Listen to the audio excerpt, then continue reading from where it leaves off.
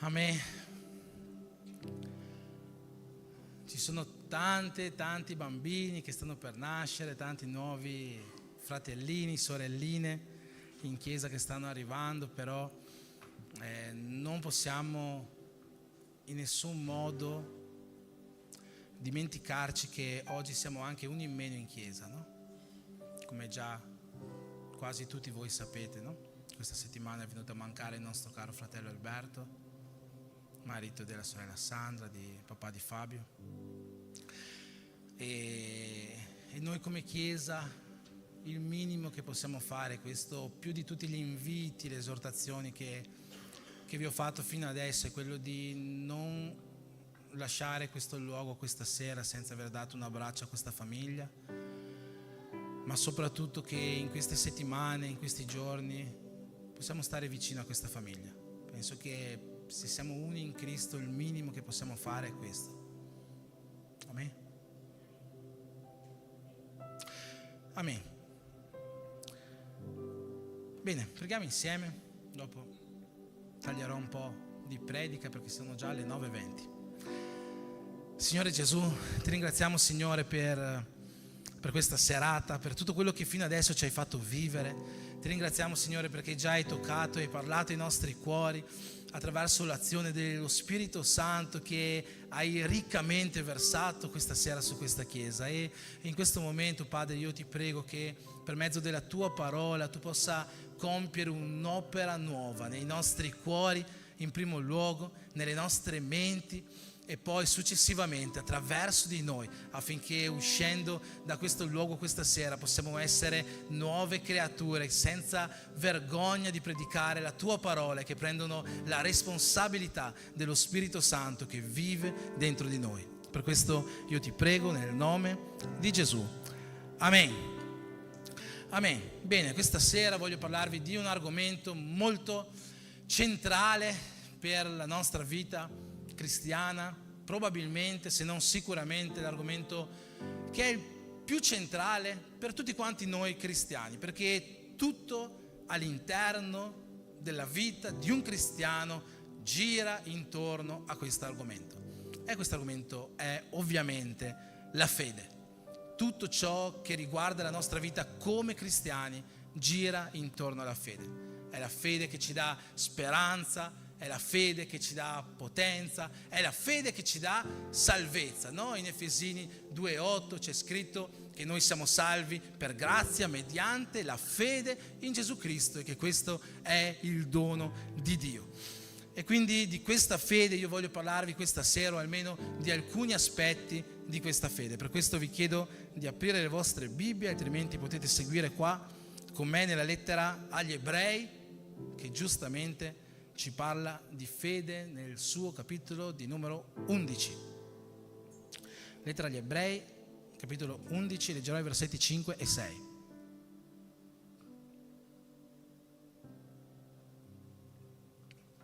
Amen. Dice così: per fede Enoch fu rapito perché non vedesse la morte e non fu più trovato perché Dio lo aveva portato via. Infatti, prima che fosse portato via, ebbe la testimonianza di essere stato gradito a Dio. Ora, senza fede è impossibile piacergli, poiché chi si accosta a Dio deve credere che Egli è e che ricompensa tutti coloro che lo cercano. Amen. Possiamo rileggere insieme il versetto 6, poi rimettere un attimo il versetto 6, lo leggiamo insieme. 1, 2, 3, via! Ora senza fede è impossibile piacergli, poiché chi si accosta a Dio deve credere che Egli è e che ricompensa tutti quelli che lo cercano. Amen.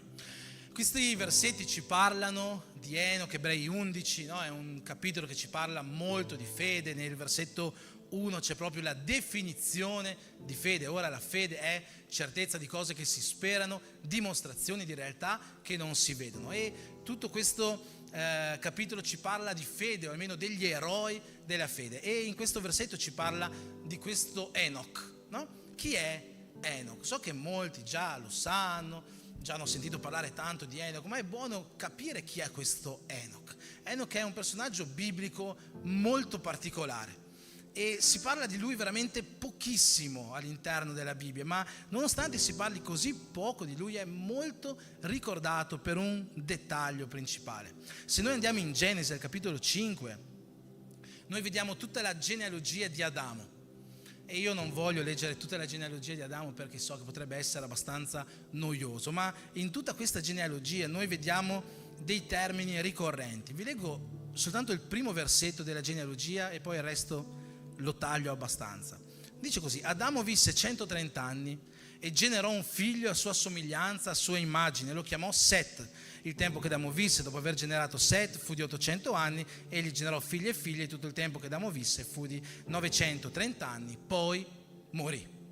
E così questa stessa dicitura vale per tutta la genealogia. Dice Set visse 150 anni, generò Enos, dopo generò figli e figlie, poi morì. Enos visse 8 anni, generò Kenan e poi morì. Kenan generò questa e poi morì.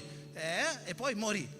Quando si arriva finalmente a Enoch, che è abbastanza in fondo verso il versetto 22 e 24, Enoch ha una storia un po' diversa, perché si dice che Enoch è stato generato, Enoch ha avuto un figlio, Matusela, ma poi Enoch non morì. C'è scritto Enoch camminò con Dio, poi scomparve perché Dio lo prese.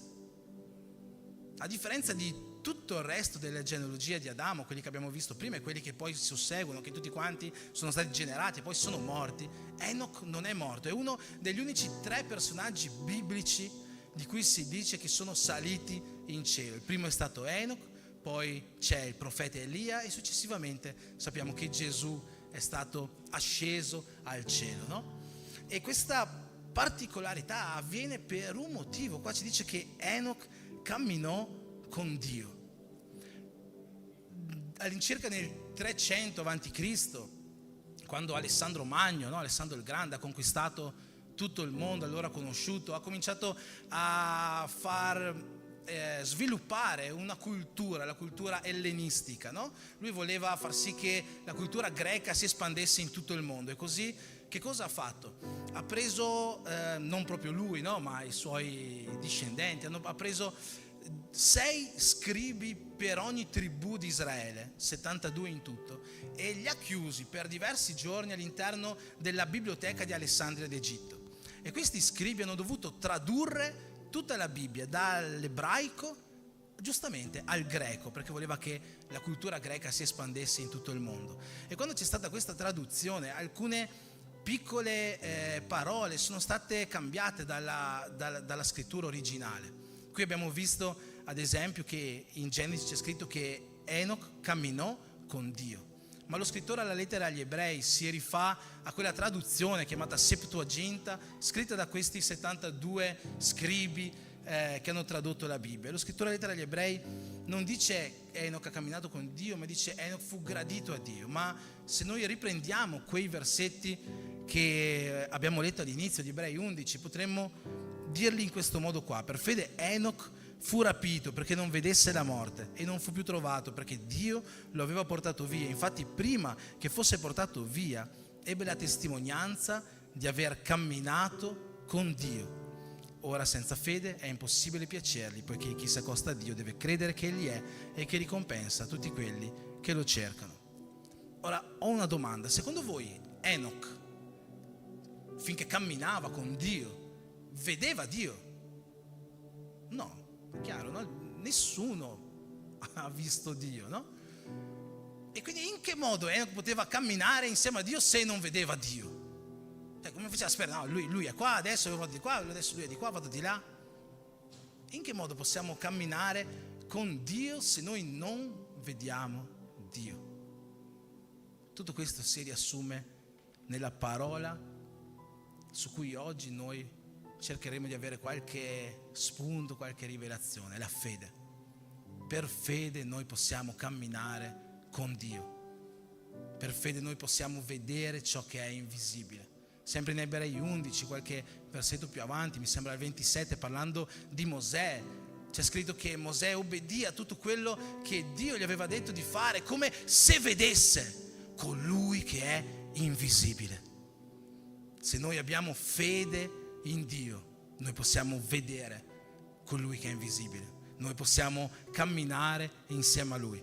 E nel versetto 6 che abbiamo letto insieme troviamo diversi spunti per intendere come avere veramente una vita di fede. Abbiamo visto che il versetto comincia così: ora senza fede è impossibile piacere a Dio. Come ho detto, abbiamo predicato diverse settimane sul fatto che l'adorazione ci rende graditi a Dio, no? Ma alla base dell'adorazione c'è la fede.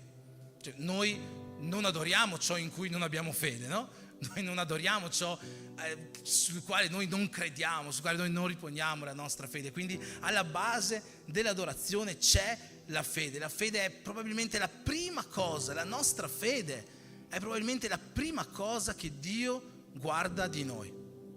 E qua arriva una notizia un po' brutta, perché non tutti abbiamo la stessa fede. E non mi sto riferendo ad esempio ai musulmani che credono nelle profezie di Maometto o a altre religioni che credono in altre cose. Mi sto riferendo tra noi cristiani, tra noi che oggi siamo qua nella chiesa, no? Noi della B-Church. Tra noi abbiamo fedi diverse, o quantomeno abbiamo livelli, misure di fede diverse. Gesù stesso ci fa capire che ci sono diverse misure di fede, no? Qualche volta vediamo che parla con gli apostoli dicendo uomini di poca fede, ad altri dice quanto è piccola la vostra fede. Poi in altre occasioni invece vediamo che Gesù si meraviglia della fede grande di qualcuno. C'è un episodio meraviglioso che troviamo in Matteo al capitolo 8, in cui un centurione va da Gesù, un centurione romano va da Gesù e gli dice: Gesù, il mio servo sta male, ho bisogno che lo curi. Gesù gli dice: tranquillo, vengo a casa tua, faccio la guarigione. E il centurione gli dice: no Gesù, guarda, io non sono degno che tu vieni a casa mia, basta che tu dica una parola e io so che tu lo puoi salvare, perché io so che anche io ho persone sottoposte a me, e quando io dico a una persona sottoposta a me vai là, questa persona va là. Quando io dico al mio servo prendi quella cosa, il mio servo va e prende quella cosa. Perciò io so che se tu ordini a questa malattia di andare via, a questa infermità di andare via, questa infermità andrà via. In quel momento Gesù è come se fermasse tutto, no? C'è scritto nella Bibbia che Gesù, udito questo, ne fu meravigliato e disse a quelli che erano intorno: sapete, in tutto Israele non ho mai visto una fede così grande. Che cos'è che rendeva la fede di questo centurione così grande? Il fatto che lui sapeva che Gesù poteva compiere la guarigione? Non è questo, perché vediamo che Gesù tante volte compie guarigioni, e compie guarigioni per la fede della persona. Dice: vai, la tua fede ti ha salvato, vai, la tua fede ti ha guarito, vai, sia fatto conforme alla tua fede. E allora che cos'è che rende la fede di questo centurione così grande? È proprio l'intendimento che il centurione ha del potere di Gesù.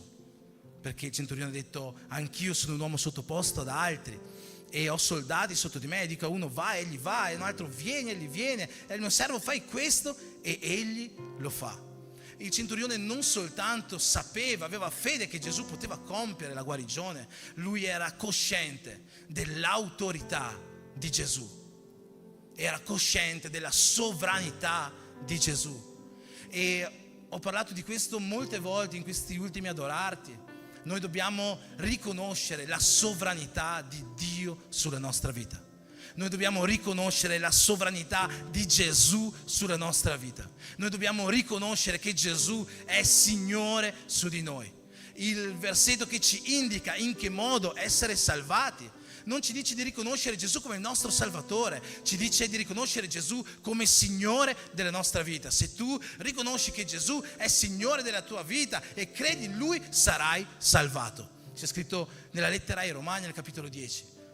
Noi dobbiamo riconoscere Gesù come nostro Signore, come nostro sovrano, dobbiamo arrenderci a Lui. C'è una lode o più lodi che noi cantiamo che dicono io mi arrendo a te, Gesù. E sapete, come parola, no? Mi arrendo, forse è un po' brutta, no? Dire io mi arrendo, per noi che tante volte siamo orgogliosi, no? Dire io mi arrendo è brutto, perché quando uno si arrende vuol dire che sta perdendo. Dico no, ok, ho perso, sei troppo forte, no? È difficile per noi come umani dire io mi arrendo, ma è questa l'unica cosa che noi possiamo fare davanti alla grandezza del nostro Signore Gesù, davanti alla santità del nostro Signore Gesù, davanti alla sovranità del nostro Signore Gesù. L'unica cosa che noi possiamo fare è dire io mi arrendo a te. Io riconosco che tu sei più grande. Io riconosco che tutto ciò che ho, che tutto ciò che sono viene da te. Io riconosco che tu sei sovrano della mia vita, sovrano su di me, sovrano sulla mia famiglia, sovrano dei miei giorni, del mio passato, del mio presente, del mio futuro, sovrano di ogni cosa. Questo è quello che noi dobbiamo riconoscere, e questo non è qualcosa di semplice da riconoscere.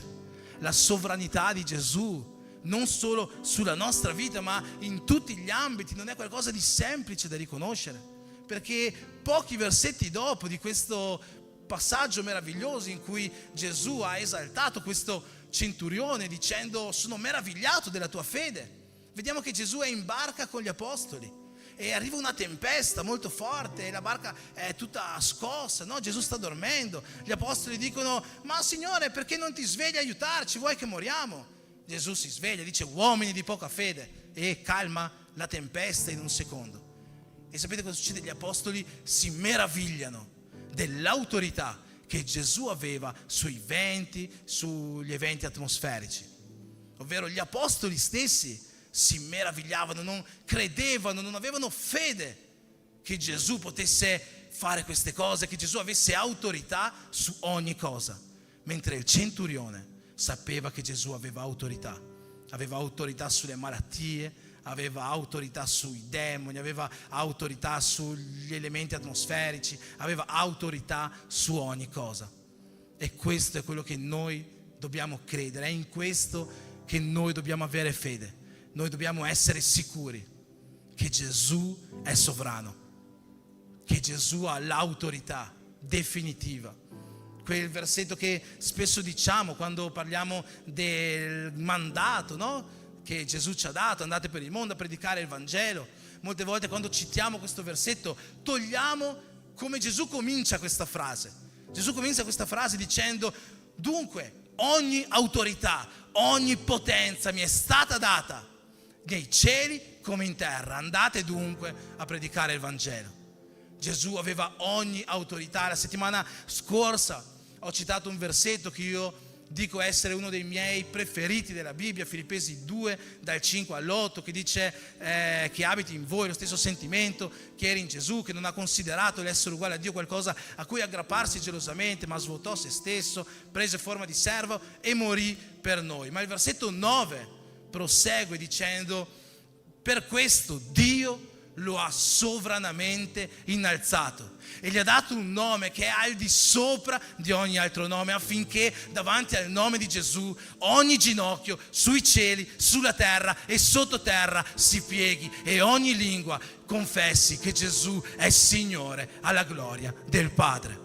Non c'è ginocchio che può restare in piedi davanti alla grandezza di Gesù. Non c'è niente, non c'è angelo, non c'è demone nei cieli, non c'è principato, potestà che può restare in piedi davanti alla sovranità di Gesù. Non c'è niente su questa terra, non c'è malattia, non c'è infermità, non c'è cuore che può restare in piedi davanti alla sovranità di Gesù. Non c'è niente negli abissi più profondi che può restare in piedi davanti alla sovranità di Gesù. Qualsiasi cosa si piega, qualsiasi cosa si inginocchia e riconosce Gesù come Signore della sua vita. Gesù è sovrano e questa è la fede che noi dobbiamo avere. Questa è la fede che noi dobbiamo avere, è questo che ci dice questo versetto della lettera agli Ebrei: senza fede è impossibile piacergli, poiché chi si accosta a Dio deve credere che Egli è. Chi si accosta a Gesù deve credere che Lui è vivo, che Lui è reale, che Lui è Signore. Chi si avvicina a Gesù deve credere, non può credere. Tu che ti stai avvicinando a Gesù, tu devi credere chi Lui è. Devi credere che Lui è il Re della tua vita. Devi avere fede in questo. Devi credere che Lui ha potere su ogni creatura, su ogni cosa. Devi credere in questo. E questo versetto finisce dicendo che Egli ricompensa tutti coloro che lo cercano. Dio, fratelli, ci ricompensa per la nostra fede. Dio ha benedizioni per le nostre vite. Quando noi ci avviciniamo a Lui, quando noi lo cerchiamo, Dio apre i cieli su di noi. Una delle cose che ho sentito molto spesso in questi anni di pastore, anche abbastanza recentemente, persone che dicono: guarda pastore, io ho bisogno di prendere un tempo dalla Chiesa, ho bisogno di prendermi un tempo da Dio, perché devo restaurarmi, devo riprendere forze, quindi mi prendo un tempo. Nella lettera di Giacomo c'è scritto: avvicinatevi a Dio e Lui si avvicinerà a voi. Se noi vogliamo riprendere le nostre forze, se vogliamo restaurarci, se vogliamo essere forti spiritualmente, non possiamo prenderci un tempo dalla Chiesa, non possiamo prenderci un tempo della intimità con Dio. È venuto un fratello diverso tempo fa e mi ha detto proprio questo, mi ha detto: pastore, io esco dalla Chiesa, ho bisogno di un tempo. E io ho detto: va bene, esci dalla Chiesa e dove vai? Vai in un'altra Chiesa? Non c'è problema, vai in un'altra Chiesa. Non lo so, penso che starò un po' a casa. No, vai in un'altra Chiesa. Devi tornare a congregare, devi tornare a avere comunione con i fratelli, devi tornare a decimare se hai smesso di decimare, devi tornare ad aiutare in Chiesa, devi tornare a avere compromesso con una Chiesa, con le persone, e soprattutto devi tornare ad avere intimità con Dio. Se noi ci allontaniamo da Dio, le cose andranno sempre peggio. Se noi vogliamo crescere spiritualmente, restaurarci spiritualmente, noi e la nostra casa dobbiamo cercare Dio. Per questo versetto di Ebrei dice: poiché chi si accosta a Dio deve credere che Egli è, che ricompensa chi si accosta, chi si avvicina a Dio. Quando Salomone finisce il Tempio, troviamo questo nel libro delle Cronache. Dio dice a Salomone: molto bene, io abiterò in questa casa che tu hai costruito. Sappi una cosa, che se il tuo popolo comincia a comportarsi male, comincia a sviarsi, comincia a cercare altri dei, io lo abbandonerò. Ma a partire dal momento che il popolo tornerà a me, tornerà indietro dalle sue vie malvagie, che il popolo si umilierà, che il popolo invocherà il mio nome, allora io verrò, io guarirò il suo paese, guarirò le sue infermità. A partire da che momento? Quando il popolo torna a Dio. Se noi vogliamo vedere queste ricompense che sono promesse in questo versetto, se noi vogliamo ricevere queste benedizioni, noi non possiamo allontanarci in nessun modo da Dio. Noi dobbiamo accostarci a Lui, essere vicini a Lui, ricercarlo sempre e sempre di più. Dobbiamo cercare Dio in preghiera, cercare Dio nella parola, cercare Dio nella comunione con i fratelli, cercare Dio nell'adorazione, perché sappiamo che lo Spirito, come c'è scritto, abita in mezzo alle lodi. Noi dobbiamo avvicinarci a Dio e non possiamo in nessun modo pensare che allontanandoci, prendendoci una pausa, Lui si avvicinerà a noi riacquisteremo queste forze. Ma esiste un altro fattore per ricevere queste ricompense, e questo fattore è la misura della nostra fede. Quando in Matteo capitolo 9 vediamo due ciechi che si avvicinano a Gesù, gli dicono: Gesù, sappiamo che puoi curarci. Gesù dice: veramente credete questo? Sì, crediamo che puoi curarci. Gesù gli risponde: vi sia fatto secondo la misura della vostra fede. Se noi vogliamo ricevere ricompense, benedizioni, guarigioni, qualsiasi cosa da parte di Dio, noi dobbiamo avere fede. Perché Dio manderà queste benedizioni, Dio manderà queste ricompense secondo la misura della fede che noi abbiamo. Dobbiamo avere più fede, fratelli. Dobbiamo avere più fede, e questo non coinvolge soltanto ciò che noi possiamo ricavare da Dio, coinvolge anche ciò che noi possiamo fare per Dio. Ciò che noi possiamo fare per Dio, il modo in cui lo Spirito Santo ci può usare. Tutto questo va in base alla fede che noi abbiamo, alla fede che noi ministriamo. Questa settimana nella scuola nostra ministeriale di Seguitemi si è parlato dei doni di Romani 12. Uno di questi doni è il dono di profezie. Quando Paolo scrive questa lettera dice: chi profetizza lo faccia, e lo faccia secondo la sua fede. Il modo in cui noi possiamo essere usati da Dio, il modo in cui noi possiamo adoperare i doni dello Spirito Santo che Lui ci ha dato è in base alla fede che noi abbiamo.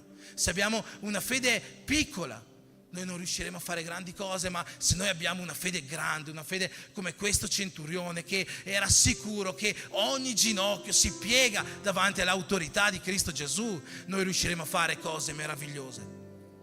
E sapete qual è il più grande impedimento per la nostra fede? Sembra uno scherzo, ma è proprio la mancanza di fede, oppure l'incredulità. È più giusto dire. C'è un passaggio della Bibbia quando Gesù è appena stato trasfigurato, no? Sul monte della trasfigurazione, era lì con alcuni apostoli, scende dal monte e vede che ci sono i suoi apostoli, i suoi discepoli che stanno cercando di scacciare un demone, ma non ci riescono. Era un demone che stava facendo avere un'infermità a un ragazzo. Il genitore di questo ragazzo ha detto: io ho già buttato anche mio figlio nel fuoco, ho cercato di farlo morire in tutti i modi, ma non muore. Ho cercato di fare questo per togliergli questo dolore, ma non ce la faccio. Ma i tuoi apostoli, i tuoi discepoli non sono riusciti a guarire questo ragazzo. Gesù va dal papà di questo ragazzo e dice: tu credi che io possa guarirlo? E questo ragazzo, e questo signore, questo papà gli dice: io credo, vieni incontro alla mia incredulità. Io ho sempre trovato questo versetto un controsenso, no? Io credo, dice, vieni incontro alla mia incredulità. Che cosa significa? Sta dicendo: io credo, ma non credo. E sapete, questo è qualcosa che io credo avvenga molto nella vita di tutti quanti noi cristiani. Quanti qua hanno fede in Gesù? Tu che hai fede, tu che credi che Gesù Cristo è Signore della tua vita, è il tuo Salvatore, è il tuo Redentore, puoi alzare la mano. Molto bene. Però sono sicuro che nella vita di tutti quanti noi avvengono situazioni in cui non riusciamo a avere questa stessa fede nel dire: sì, Dio può compiere questa guarigione, sì, Dio può fare questo miracolo. Sì, io sono sicuro, ho questa certezza, la stessa certezza che noi abbiamo, che Gesù è il nostro Signore. Non ce l'abbiamo in tante situazioni della nostra vita, quando veramente dobbiamo vedere quel miracolo succedere. E è questo quello che stava avvenendo a questo signore. Lui credeva che Gesù poteva farlo. È per questo che aveva portato lì suo figlio. Credeva, aveva già sentito che Gesù compiva guarigioni, aveva già sentito che Gesù faceva miracoli. Aveva sentito probabilmente che i suoi apostoli, i discepoli lo facevano, perché pochi capitoli prima di questo noi vediamo che Gesù manda i suoi apostoli in missione e dice: io vi ho dato ogni autorità su ogni demone, su ogni infermità, su ogni malattia, andate a fare questa missione. Quindi probabilmente già si era sparsa la voce che anche gli apostoli facevano questo, perché avevano autorità su ogni malattia. Il papà ha portato lì il figlio pensando che lo guarissero, ma non l'hanno guarito. E questa incredulità, fratelli, è qualcosa che accomuna molti di noi, perché probabilmente tutti quanti noi abbiamo già visto il sovrannaturale di Dio succedere, o molti di noi l'hanno già visto. Probabilmente molti di noi hanno già visto una guarigione sovrannaturale avvenire davanti ai loro occhi, o hanno saputo di un amico, di un parente stretto che è stato guarito e al quale è successo un miracolo veramente sovrannaturale, qualcosa che è inspiegabile agli occhi umani. Eppure quando siamo noi che dobbiamo ricevere la stessa benedizione, quando siamo noi che dobbiamo riporre la stessa fede, siamo un po' increduli, no? E diciamo: chissà se Dio lo farà anche nella mia vita. Eppure la fede che Gesù ci chiede di riporre è una fede piena, perché Lui ci darà conforme alla nostra fede.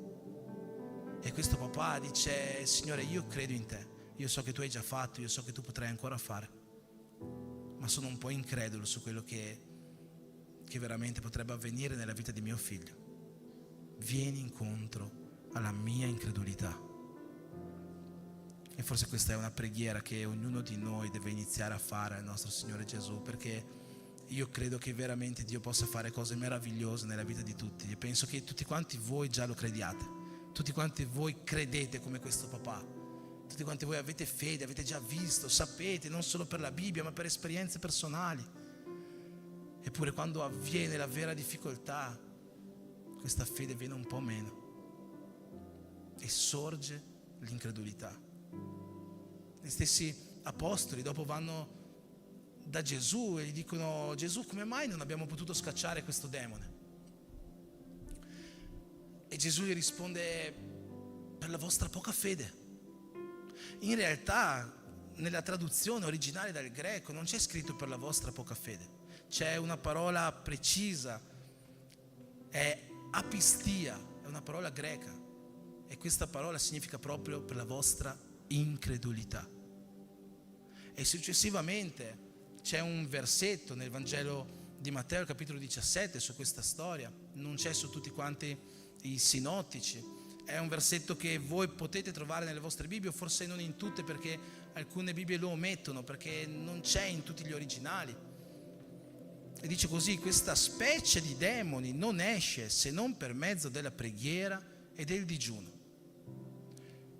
Ma nell'originale non si sta parlando di demoni, non c'è la parola demoni, c'è soltanto questa specie, questa casta o questa cosa non esce se non per preghiera o per digiuno.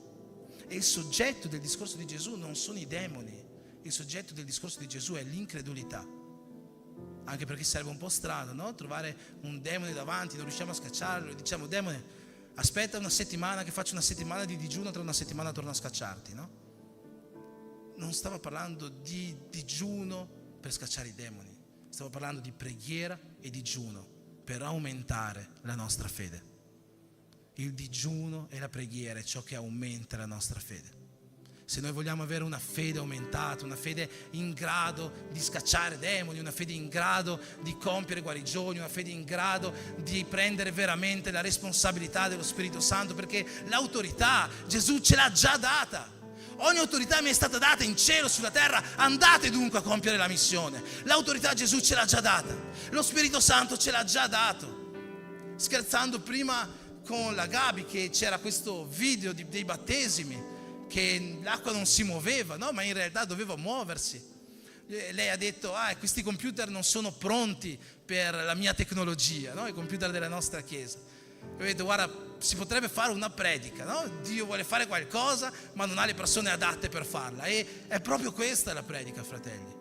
Dio ci ha già dato lo Spirito Santo, ci ha dato l'autorità per fare queste cose. Dio ci ha dato potenza dall'alto, noi non dobbiamo temere niente. Dio ci ha dato uno spirito di coraggio e non di timidezza, ci dice la parola. E quello che manca è che noi abbiamo questa fede per prendere la responsabilità di questo Spirito Santo e fare queste cose meravigliose che Dio vuole che noi facciamo.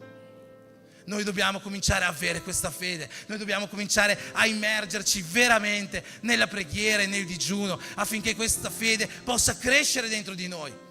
Abbiamo questo evento il 22 aprile e io vi invito, anche se non potete venire in chiesa, fate questa giornata di digiuno, e non solo questa, fatene altre, perché Gesù vuole che noi riceviamo questa potenza. Gesù vuole che noi esercitiamo questa stessa autorità che Lui ha esercitato e che oggi ha dato a noi da esercitare, affinché possiamo compiere cose meravigliose su questa terra. Noi dobbiamo avere quella fede del centurione, sapendo che l'autorità che Gesù ha, noi stessi ce l'abbiamo. Gesù ha promesso: voi farete cose più grandi di quelle che io ho fatto. Fratelli e sorelle della B-Church, noi vogliamo avere un anno pieno di meraviglie, non soltanto nelle nostre vite personali, ma meraviglie di cose che Dio vuole fare qua in mezzo a noi e al di fuori di queste porte. Ma affinché noi possiamo vivere tutto questo, la nostra fede deve aumentare. La nostra fede deve fare meravigliare Gesù. Lui deve guardarci da lassù e dire che è meravigliato dalla fede grande che noi abbiamo. Una fede che esercita l'autorità dello Spirito Santo che vive dentro di noi. Amen. Amen. Vuoi questa autorità? Vuoi questa forza sovrannaturale?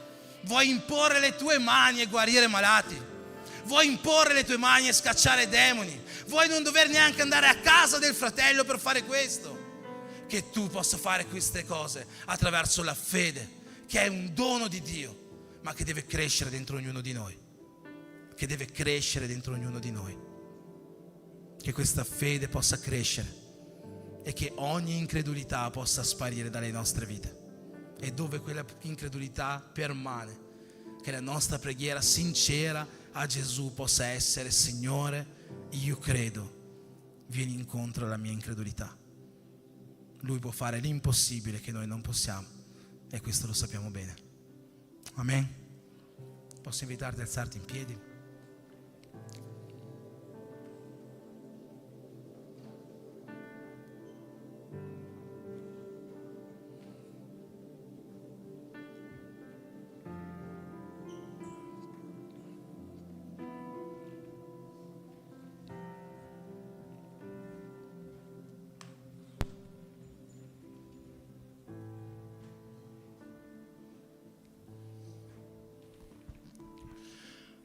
Amen. Non è una cosa che facciamo tutti i giorni, ma affinché la lode adorerà il Signore, io voglio invitarti in questi 5 minuti, a tu che vuoi che questa tua fede cresca, a tu che vuoi veramente prendere la responsabilità di questo Spirito Santo, tu che vuoi vedere non solo meraviglie succedere nella tua vita, ma attraverso la tua vita. Voglio chiederti di fare un passo di fede, di avvicinarti a Dio come c'è scritto nel versetto che abbiamo letto di Ebrei 11:6, e venire qua davanti affinché noi possiamo pregare insieme. Possiamo pregare per questo rivestimento spirituale, possiamo pregare per questa potenza che scende dal cielo per riempire le nostre vite, per qualcosa che Dio può darci oggi, ma soprattutto per qualcosa che noi possiamo fare oggi nella vita di molti. Dio non ci ha chiamato per essere fermi, Dio non ci ha chiamato per restare seduti, Dio non ci ha chiamato per ascoltare semplici parole, Dio ci ha chiamato per essere potenziati dalla sua parola e esercitare la fede in Lui. Per questo, fratelli, io vi chiedo che questa sera chiunque voglia ricevere questa potenza possa fare questo passo avanti, possa dire: Dio, io voglio prendere questa responsabilità. Forse oggi non sono così convinto di quello che posso fare, ma credo che tu puoi darmelo. Vieni incontro alla mia incredulità. Se tu vuoi venire qua davanti, se vuoi essere investito da questo potere, ricevere la potenza dello Spirito Santo, finché la lode suona, io ti invito a uscire dal tuo posto e dimostrare a Dio che tu ci sei per compiere la sua opera. Amen.